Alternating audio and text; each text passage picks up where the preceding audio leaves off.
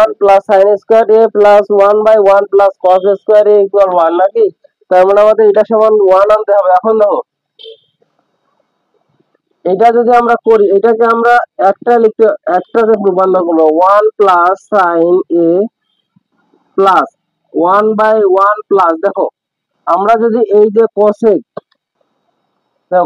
Square A equal আমরা কি জানি, কোসেক যেহেতু দেওয়া আছে তো কোসেকের পরিবর্তে আমরা লিখতে পারবো কি 1 বাই সাইন, যদি স্কয়ার আছে তার মানে সাইন স্কয়ার হবে কিনা, তার মানে আমরা লিখতে পারবো 1 বাই সাইন স্কয়ার এ, এটা তো লিখতে পারবো। এখন যদি এটা লিখতে পারি, সরি এখানে হবে আমাদের বাম পক্ষ, লেফট হ্যান্ড সাইড। এখন দেখো এই যে আমাদের এই পাশে যা আছে তা লিখলাম সাইন এ প্লাস, এইটা যদি আমরা লসাগু করি তাহলে কি পাবো দেখো তো 1, নিচে পাবো সাইন এ আর উপরে পাবো 1 প্লাস সাইন স্কয়ার এ, এটা পাবো নাকি? তাহলে এটা যদি পাই তাহলে উপরে এইটা সমান আমরা কি লিখতে 1 plus sine square A plus, দেখো এই নিচে সাইন স্কয়ারটা কি উপরে চলে যাবে না, তাহলে আমরা কি লিখতে পারবো sine square A by 1 plus sine square A, তো এটা লিখতে পারবো।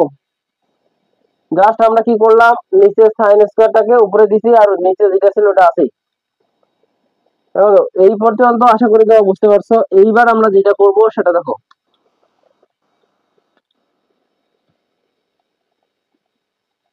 এবার আমরা কি করবো দেখো তো, এইটা আর এইটা যদি আমরা লসাগু করি তাহলে লসাগু নিতে পারবো। দেখো এইটা আর এটা কি এক, তার মানে যেকোনো একটা আমরা নিতে পারবো কিনা, যদি একটা নেই তাহলে 1 প্লাস সাইন স্কয়ার এ, এই তো নাকি?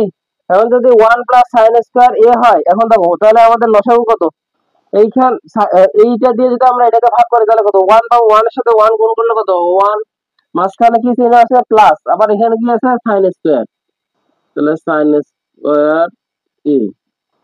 এখন দেখো তো এই নিচেরটা আর উপরেরটা একই কিনা, তো নিচেরটা আর উপরেরটা যদি একই হয় তাহলে কাটাকাটি করা যাবে, যদি কাটাকাটি করা যায় তার মানে আমরা কি লিখতে পারবো 1 লিখতে পারবো, তার মানে আমাদের কি রাইট হ্যান্ড সাইড আসছে, যদি রাইট হ্যান্ড সাইড আসে তার মানে আমাদের এটা সঠিক।